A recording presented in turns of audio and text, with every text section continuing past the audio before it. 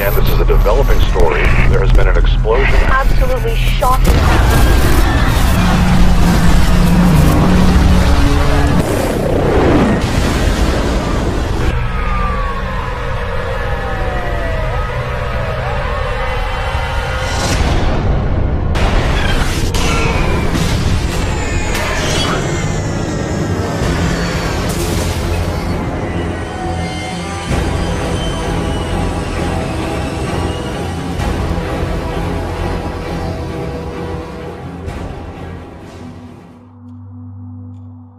Devastating flooding hitting South Carolina has reached catastrophic levels. At least 5 people have been killed in the state, and officials are worried that number will rise.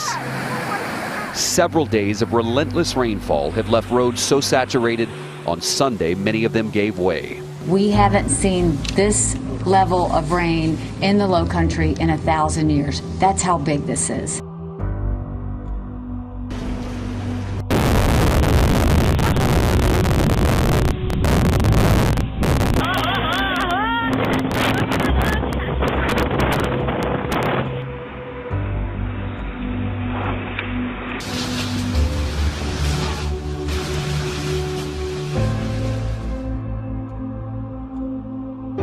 Flash floods caused by torrential rain along parts of the French Riviera have killed at least 16 people, with 3 others still missing. The Interior Ministry says that the downpour hit the Alps Maritime region Saturday evening.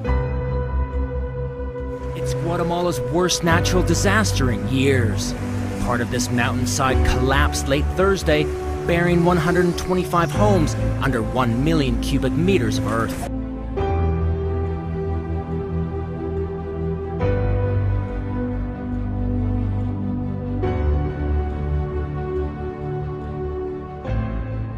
This hurricane season will already go down in the record books as the most active for the Central Pacific. KITV4's Paul Drews explains there's still a lot of time and ideal conditions for additional storms to form before this season finally ends. The predictions were correct for this hurricane season. The Central Pacific has been bustling with storms.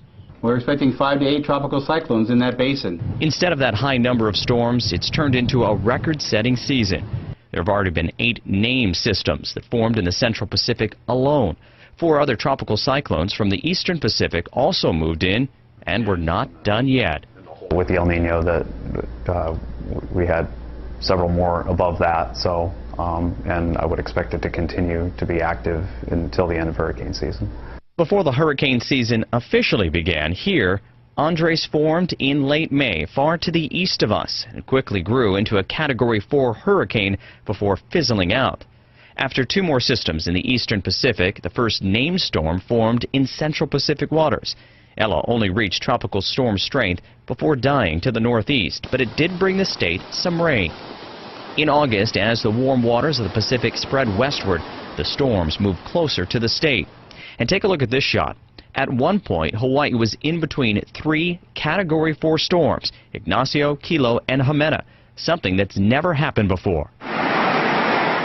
As the hurricane season goes on, there remains the threat of tropical cyclones being created close to the state and leaving residents little time to prepare for an emergency. These tropical cyclones can form. They don't necessarily have to be thousands of miles away. They can form right on our doorstep.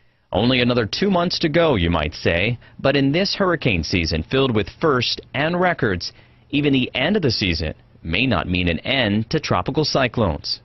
Given that we're in an El Nino year, I would not be surprised to see a storm lingering into the winter, December, possibly even January. Paul Drews, KITV4 News.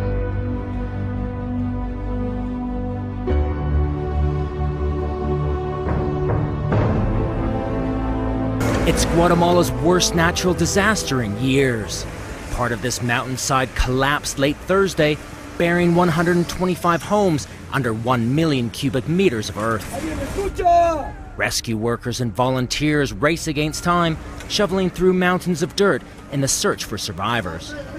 But today, all they found were lifeless bodies, a hard reality for many here. 6 of my family members are missing, my parents and 4 siblings. I haven't been able to rest, and I won't be able to until I see them again. But asking to see them alive is a lot. They're buried under 15 meters of dirt. The landslide hit around 9:30 at night when many people were at home. It followed days of near constant rain. Those who could ran out of their homes when they heard the hillside crashing down, but many didn't escape. My neighbour's house was here, along this edge. When it was hit, everything was pushed back 2 meters. They're digging here, but they haven't found any survivors.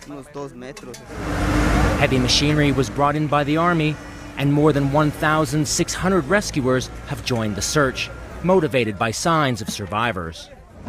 Every 20 or 30 minutes you can hear a whistle blow and everybody stops working. That means that somebody thinks that they've heard a voice coming from underneath all this tons of mud and rock. But with this layered up 45 meters on top of the houses, many people here say that they're running out of hope. Rescue workers have no plans to stop the search, but the moment the rain falls again, they could suspend the operation. We can see that the hill opposite the slide also runs the risk of a landslide, and on the side that already collapsed, there's a fracture that could bring down more earth. Some say this was a disaster foretold. In 2008, authorities warned local politicians that this ravine was a risk zone and that no one should be living here. David Mercer, Al Jazeera, Santa Catarina Pinula, Guatemala.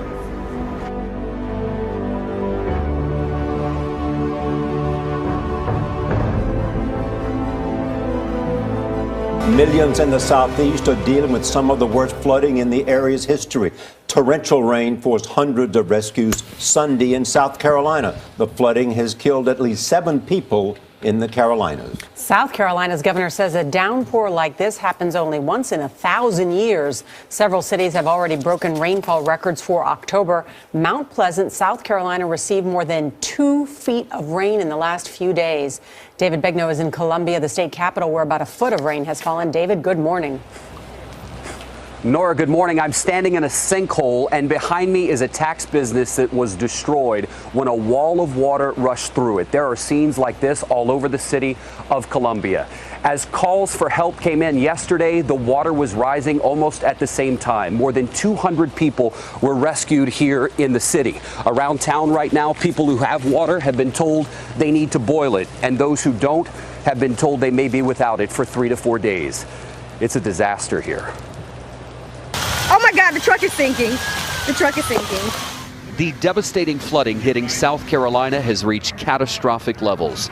At least 5 people have been killed in the state, and officials are worried that number will rise. Several days of relentless rainfall have left roads so saturated on Sunday, many of them gave way.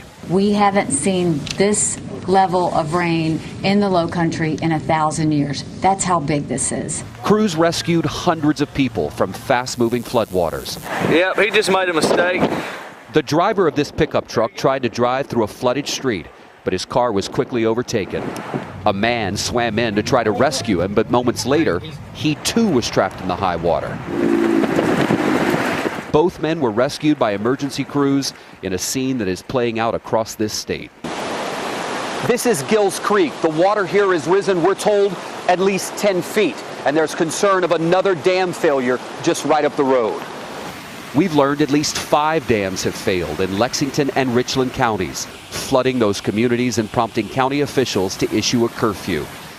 600 National Guardsmen have been activated, 8,000 are on standby. The Coast Guard rescued this woman and her 15-month-old child after they became stranded in their home in Charleston. This is an incident we've never had before because it's water and it's slow moving and it's sitting, and we can't just take the water out. We were there as Ronald Austin retrieved medicine from the flooded home of his 84-year-old father. A neighbor with a kayak helped Austin make the potentially life-saving trip. Just a godsend right there. You'd be able to, somebody to give you a ride there, you know, that was just almost like an answer to a prayer. The city of Columbia has gotten more than 18 inches of rain in nearly 24 hours. That is almost a third of what they will get all year. You hear the sirens behind me, rescue crews already out and about. A majority of them are waiting for sunrise. When that happens, Vanita, we're told they will go back into search and rescue mode, going door to door just to check on people. Some unbelievable signs of devastation. David, thank you. There's the whole right side of the road. Boom.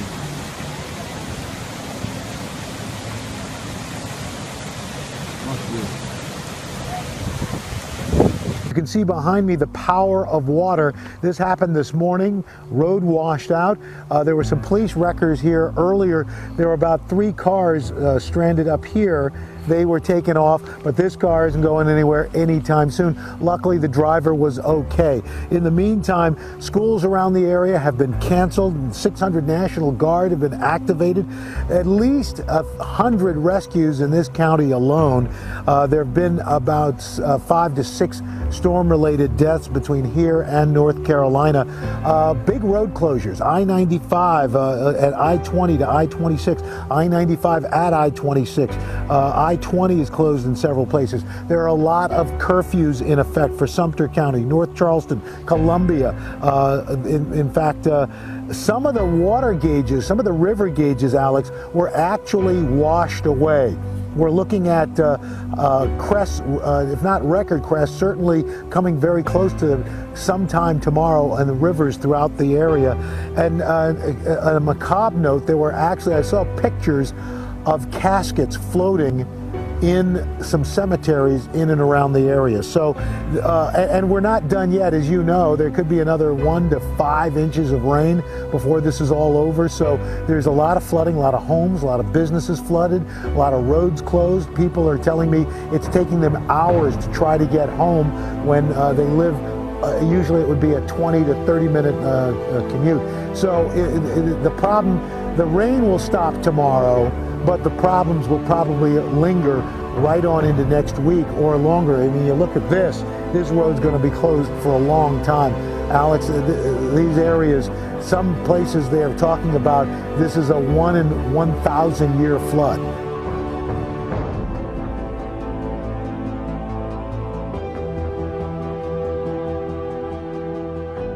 And the typhoon Mujige landed in Guangdong on Sunday afternoon and headed west for the neighboring Guangxi Zhuang Autonomous Region.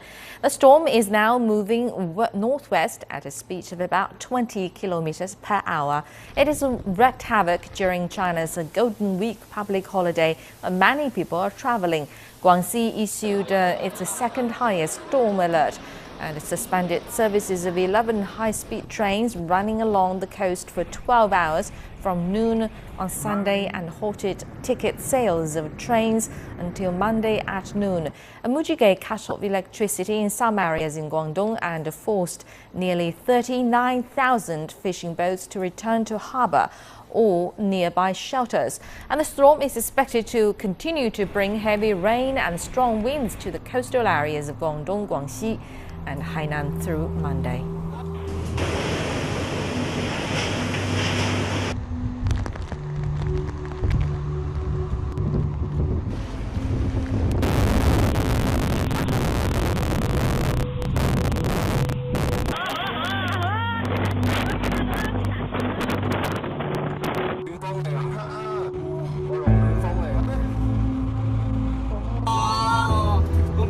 Ủa, 咪開啦，停啊！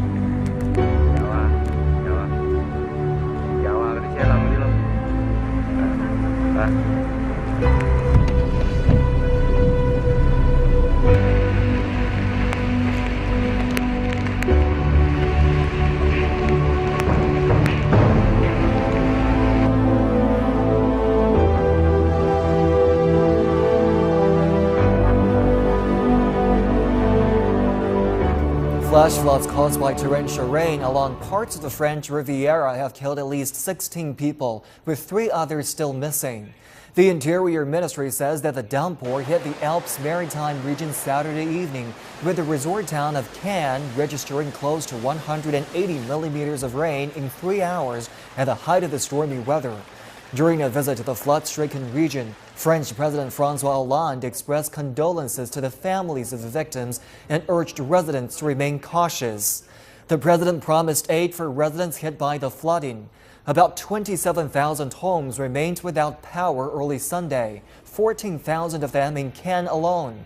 Communications in the region, one of the wealthiest in France and a magnet for visitors from around the world, were badly hit. Around 500 people, many of them British and Danish tourists, were stranded at the Nice airport. About a dozen trains were halted at local stations.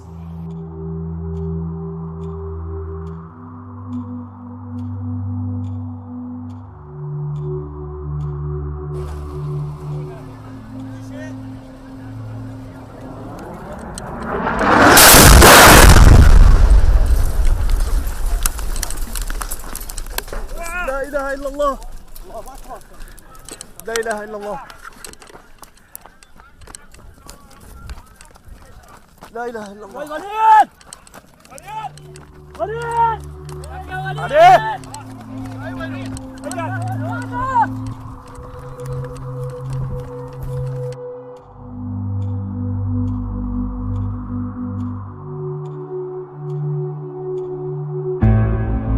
Search resumed this morning for an American cargo ship that vanished during Hurricane Joaquin. A CBS News camera was aboard a Coast Guard search plane yesterday. Searchers found a massive debris field. It is unclear if it came from the nearly 800-foot El Faro. The ship was sailing from Jacksonville to San Juan through the Bermuda Triangle. 33 crew members were on board, including 28 Americans. Mark Strassman is in Jacksonville, where family members are waiting for word. Mark, good morning. Good morning. Last time anyone heard from the crew, the ship was listing, leaning at an angle of 15 degrees, taking on water, and stuck in the middle of a monster hurricane.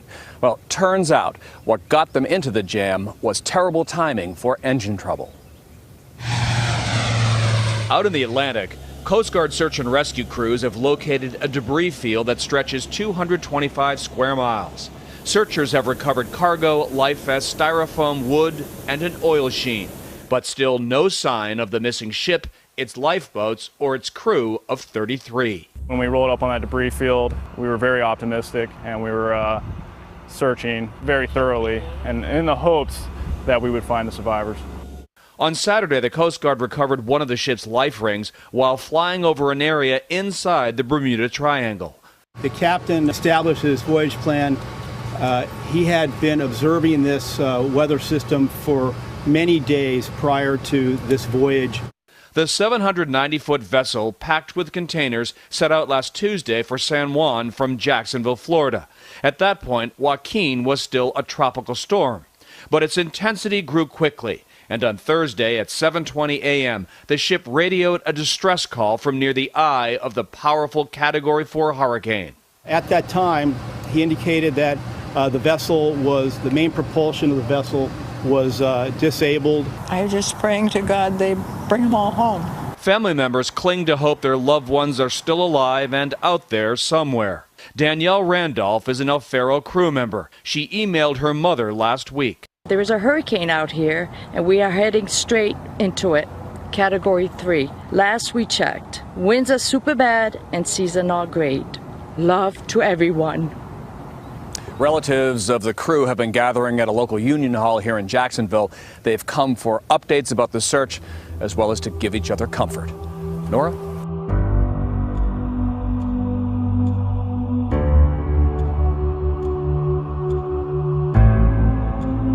For folks who are watching, if you are in or very familiar with South Carolina, the dam is in the community of Forest Acres. As Nick pointed out, it's the Over Creek Dam. Tom Sater is with me from our weather center. And Tom, again, just to also reiterate to people that they need water. The lack of electricity, issues with water, no drinking water. And so that's an issue. But then you have this fact that there is a mandatory evacuation now ordered downstream from this dam. What would those evacuations, what would they look like? Well, that remains to be seen right now, Brooke, because right now we're just getting these media reports that there is this breach. Let's talk about where we are here and what is a breach. It could be overspill of a dam. It could be a small crack, possibly a small fracture. Now, when you look at the area, here is Forest Acres. Notice the high concentration of neighborhoods in the community here.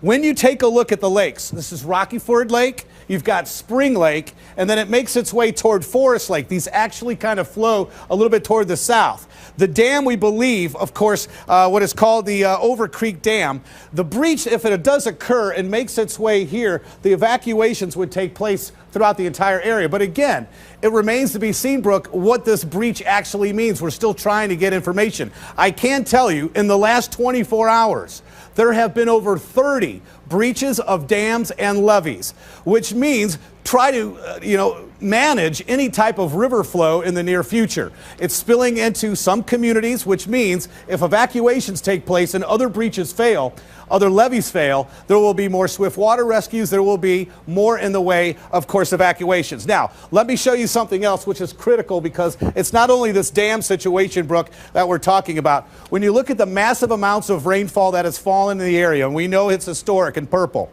take a look now when I give you an idea of all of the rivers.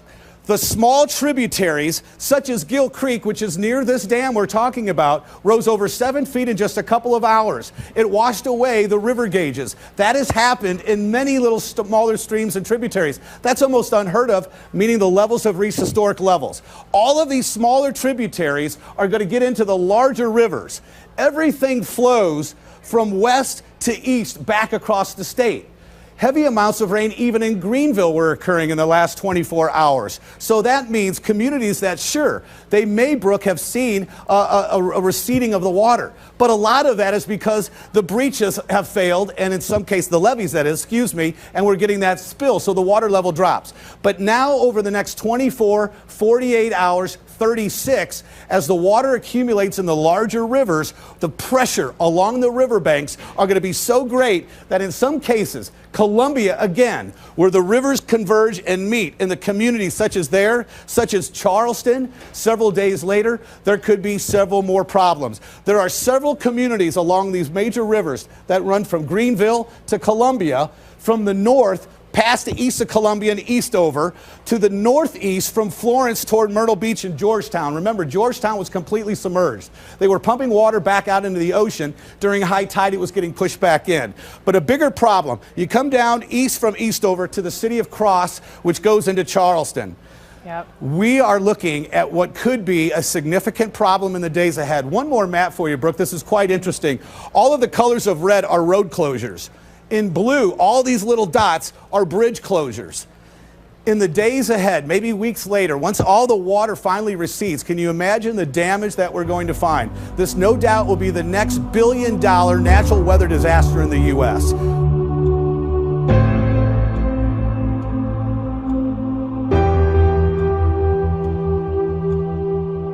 A critical situation at the University of South Carolina. The campus in Columbia is without water, and students are rushing to stores to get bottled water. They're stuck in their dorm rooms, unable to leave because of the flooded roads. I'm a student, can't really leave since they're closing roads and that kind of thing, so that's about, you're kind of stuck. Emergency crews are working to get them bottled water and portable toilets. Officials say it's fortunate that at least the campus is on high ground and residence halls have not been seriously damaged. I live on the 12th floor of a building, so I should be fine, hopefully. Right now, we're standing in line at CVS because nobody has water and it has to be boiled. And how long have you been in line here? 30 minutes. Oh, wow. I'm Ari Sarsalari, The Weather Channel.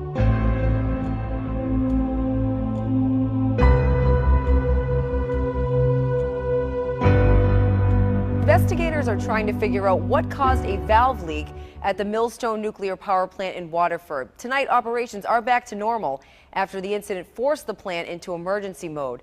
News 8's Josh Scheinblum joins us now live in the studio with the latest. Josh? Aaron, the Nuclear Regulatory Commission is calling what happened at the Millstone Power Station an unusual event. And tonight an investigation is underway to find out what went wrong. From the Niantic shore, you can see a structure off in the distance that most who live here never give a second thought to. I don't know, how dangerous it is, really, but I've sort of become numb to the fact that the nuclear power plant is right there. It's the Millstone Power Station in Waterford, a nuclear plant. And Sunday morning, it was the scene of an emergency. Around 9:30, one of the reactor's cooling systems began to leak water, triggering a declaration called an unusual event, the lowest of 4 levels of emergency classifications. The water leaked at a rate greater than 25 gallons a minute, and why it happened in the first place is still under investigation. The source of the problem was a relief valve. Emergency management officials in New London tell News 8 by 11 a.m. the situation was under control. No one was injured, and personnel with Millstone say nothing radioactive ever went into the environment. My father and brother worked there as Boilermakers building it. For Bill Silva, who is a former resident of Niantic and still visits the area on a regular basis, feels the event raises questions over the power station's safety. And that thing's old. Parts of it is very old. What kind of upgrading have they done? I think there has to be better control with nuclear. Not all agree with Bill. A lot of friends that work there, they all tell me it's safe. Gary Marone, a Niantic resident, contends, if anything, what Sunday morning demonstrates is that when faced with a potentially dangerous situation, staff at Millstone are ready and able to deal with the issues they're presented with. They monitor everything all the time, 24/7, so when something goes down, they're on it right away. A Millstone spokesperson sent us this statement. It reads in part, Millstone personnel took prompt action to stop the leak. No water was released into the environment. The safety of the public was not threatened and no action by the public was required. Now, the area of the plant where this had happened was scheduled for a shutdown this month for maintenance, and officials with Millstone say those who use their power won't notice a difference in their service. It's not clear how long it will take to make repairs to the faulty valve. For now, we're live in studio, Josh Scheinblum, News 8.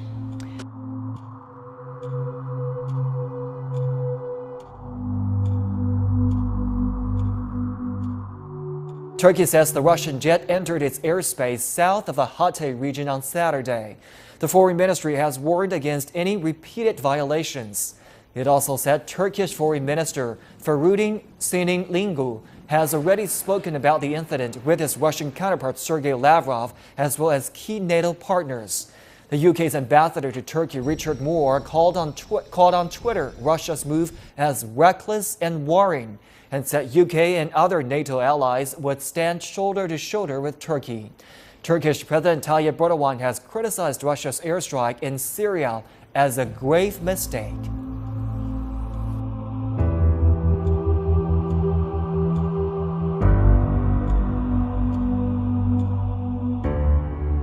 I will convene a meeting of the North Atlantic Council later today to discuss the situation. I call on Russia to fully respect NATO airspace and to avoid escalating tensions with the alliance. I urge Russia to take the necessary steps to align its efforts with those of the international community in the fight against ISIL. I made clear that NATO remains strongly committed to Turkey's security.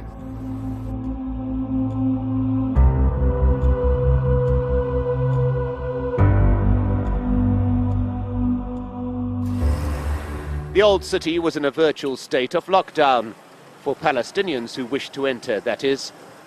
Heavily armed police blocking all the access gates. The unprecedented security measures followed 2 separate knife attacks overnight. 2 Israelis were killed in the first and 1 lightly injured in the second. In each incident, the Palestinian attackers, both 19, were shot dead. Tourists continued to be allowed into the old city, slowly filing through the police lines, while Palestinian after Palestinian is being turned away. Israeli citizens are, as usual, allowed unfettered access, but the only Palestinians allowed to enter are those who own businesses in the Old City or who are resident there. As for those wishing to worship at the Al-Aqsa Mosque compound, only men over the age of 50 are allowed to enter, and they have to come through this specific gate, a lengthy walk away from the traditional point of access. And Prime Minister Benjamin Netanyahu, who's been in the United States during the past week of crisis, is coming under intense domestic pressure to take even stronger measures against the Palestinians. Even members of his own government are saying not enough is being done to combat what they call Palestinian terror. The Israeli army carried out several operations in the occupied West Bank, some related to the overnight attacks and others in the wake of the killing of 2 settlers on Thursday. And throughout the day it became increasingly clear that far from being confined to Jerusalem, the conflict was spreading throughout all occupied territory. Mike Hanna, Al Jazeera, in occupied East Jerusalem.